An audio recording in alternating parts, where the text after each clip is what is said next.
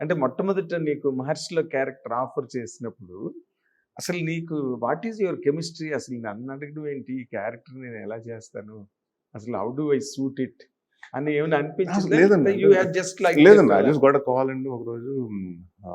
మన బాపి ఉన్నారు కదండీ బాపి. ఆ!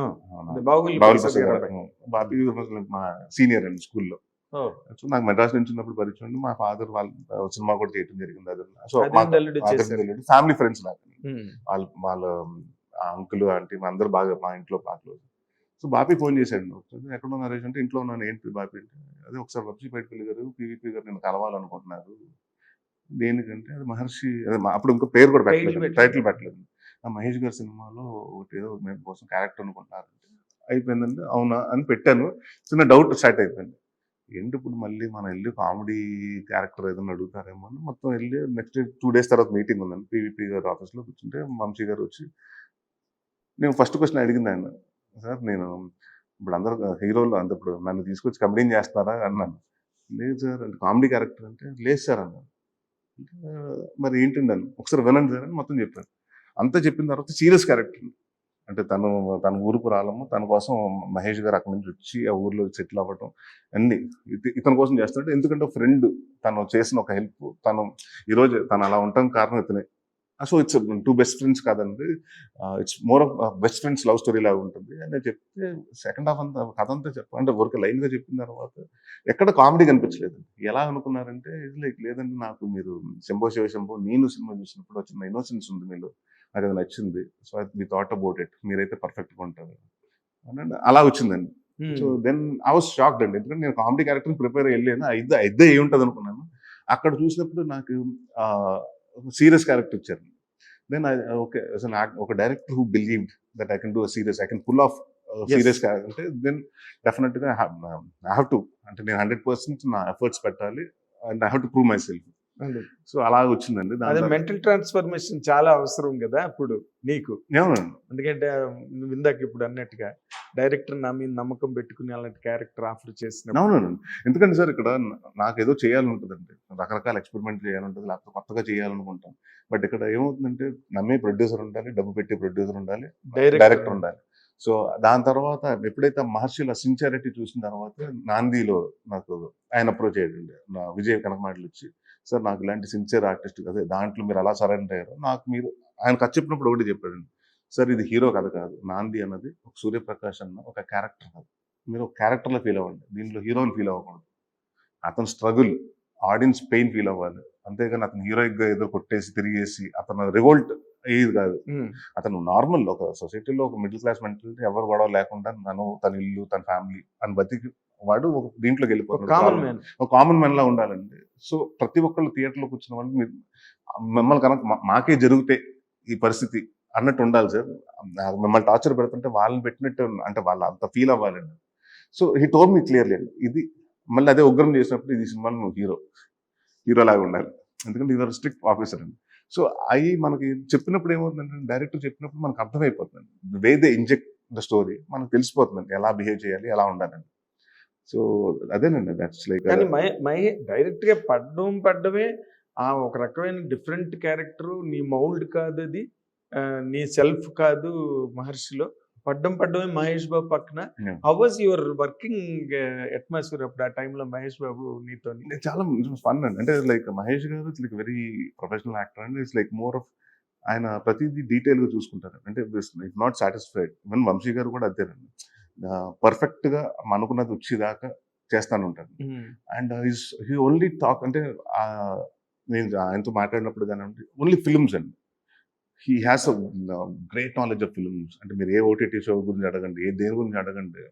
హీస్ దీని బాగుందండి, ఇది బాలేదు, ఇది బాగుంటుంది, చూడండి రికమెండ్ చేస్తుంటారు. ఎవరు హీ 'వంశీ' గారు? మహేష్ మహేష్ బాబు. బాబు. ఆ!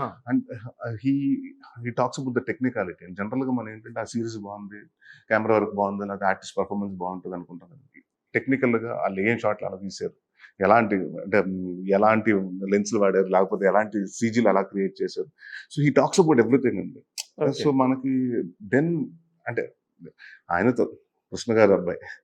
అండ్ ఆయన 350 సినిమాలు ఆయన డైరెక్ట్ చేశారు, యాక్ట్ చేశారు. And he is the one who got introduce to 70mm కానివ్వండి, కలర్ కానివ్వండి, everything. New technology. So Mahesh garu is also that updated అండి. టెక్నాలజీ గురించి కానివ్వండి, కొత్తగా ఏం వస్తుంది, కొత్తగా ఏం కెమెరాస్ వస్తున్నాయి, కొత్తగా ఏ లెన్స్లు వచ్చినాయి, ఈజ్ ఆల్వేస్ అప్డేటెడ్ అండి. లేదా తెలిసి లేకపోతే ఏదో కొత్తగా వస్తుంది అడుగుతారండి, అదేంటి, ఎలా వర్క్ చేస్తుంది, ఏంటి, ఎలా, మొత్తం దాని గురించి డీటెయిల్ అండి. అండ్ ఈ ఓన్లీ థింగ్స్ అబౌట్ మూవీస్ అండి, nothing apart from that. And very fun person. అంటే ఇప్పుడు నార్మల్ గా ఇప్పుడు అల్లరి నరేష్ ఉన్నాడు అనగానే ఒక హీరో, ఒక కామెడీ ఎంటర్టైన్మెంట్ సెట్ లోని ఇవన్నీ ఆ ఫీల్ ఉంటుందా ఇన్ జనరల్? బట్ అది it is not the case with that character are with that film కదా. ఇప్పుడు మీ ఇద్దరు అక్కడ సెట్ లో ఉన్నప్పుడు what kind of an atmosphere you could share both of them? మీదే సీరియస్ క్యారెక్టర్, ఆయనది హీరో క్యారెక్టర్, అందులో ఎక్కడ ఫన్ లేదు అసలు. మీరు ఫన్ ఇలాగేనా మాట్లాడుకోవడం ద్వారా? మాట్లాడుకుంటాం కాదండి, అంటే అంటే నా బర్త్డే అక్కడ జరగటం, అక్కడ ఆయన అందరూ ఉండటం. So that was more of nice break విషయం. మేము దేహరాదూన్ వెళ్ళామండి, వెళ్ళిన 3వ రోజుకు 4వ రోజు నా బర్త్డే వచ్చింది. సో అక్కడ నుంచి కొంత అందరూ, అంటే అప్పటి వరకు నేను ఫస్ట్ టైం మహేష్ గారితో వర్క్ చేయటం, అందరూ పరిచయం, ఒకళ్ళు పరిచయం అవటం ఫస్ట్ టైం కదండి. సో అక్కడ కొంచెం కంఫర్ట్ వచ్చిందండి. దాని తర్వాత ఏమైందంటే మహేష్ గారు కూడా చెప్పడు. ఇప్పుడు సడన్ గా చోటి బాధ్యతలు టక్మన్ వచ్చి ఇలా హ్యాండ్ వేసేస్తాడు. ఆయన ఏమవుతుందంటే ముందే నేను చెప్తే యాంటిసిపేట్ చేస్తాడు. షాక్ వాల్యూ అంటే తను ఏమంటారంటే, ఎంత ఇప్పుడు ఫ్రెండ్స్ అంటేనండి, యారా ఒరే అనుకుని నొక్కేసి కొట్టేసుకుని తిట్టుకుని పట్టుకుని ఉంటాయి కదండి. అంతేకాని ఫ్రెండ్స్ అని మీరు నేను అంత దూరంగా కూర్చుని ఫ్రెండ్స్ అంటే నమ్మరండి. సో ఆ బాడీ లాంగ్వేజ్ అన్ని he use to add it అండి. ఏమండి ఇలా నరేష్ గారు మీరు ఇలా చేస్తాను, మీరు అప్పుడు ఇలా చేయండి ఇలాగా అని ముందే. అంటే ఎందుకంటే ఇద్దరు best friends like they almost 3-4 years ఒక రూమ్ లో ఉండి షేర్ చేసుకున్న వాళ్ళు, దే హ్యావ్ అ డిఫరెంట్, ఒక వాళ్ళకి కమ్యూనికేషన్ కానివ్వండి, బాండింగ్ కానివ్వండి, బాడీ లాంగ్వేజ్ కానివ్వండి, వాళ్ళకి ఒక చిన్న అండర్స్టాండింగ్ ఉంటుంది. సో ఎన్ని వి యూస్ టు యాడ్ ఆన్ అండి, మహేష్ గారు వచ్చి ఇలా చేస్తే బాగుంటుందండి, ఫ్రెండ్స్ అంటున్నారు కదా మరి అంత దూరం ఎందుకు కూర్చున్నారు, రండి పక్కన కూర్చుందాం, ఇలాగండి. ఇట్ వాస్ ఆల్వేస్ ఫన్ అండి. అండ్ కృష్ణ గారిలో కొంచెం సీరియస్ గానే ఉంటారు కదా మహేష్ బాబు కూడా. Very serious when it comes to acting అండి. అంటే అప్పటి వరకు అంత ఫన్ గా మీరు యాక్ట్ చేసినప్పుడు మాత్రం silence and he entirely gets in to the mood అండి. ఆ టైంలో ఫోన్స్ వచ్చినా ఇంకోటి వచ్చినా డెఫినెట్ అంటే హీఈస్ లైక్ యాక్టర్. అప్పటి వరకు కెమెరా స్టార్ట్ అనేటప్పుడు అప్పటి వరకు నార్మల్ గా ఉంటారు, సడన్ గా స్టార్ట్ అయ్యేటప్పుడు ఒక అంటే will see that change in a person.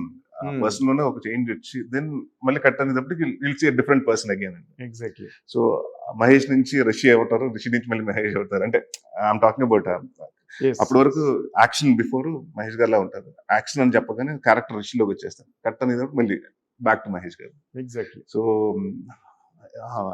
The love of films and ఆయన the way he discuss about, అంటే ఎక్కువ నాకు తెలిసిందంటే హీ రీడ్స్ అలాట్ అండి.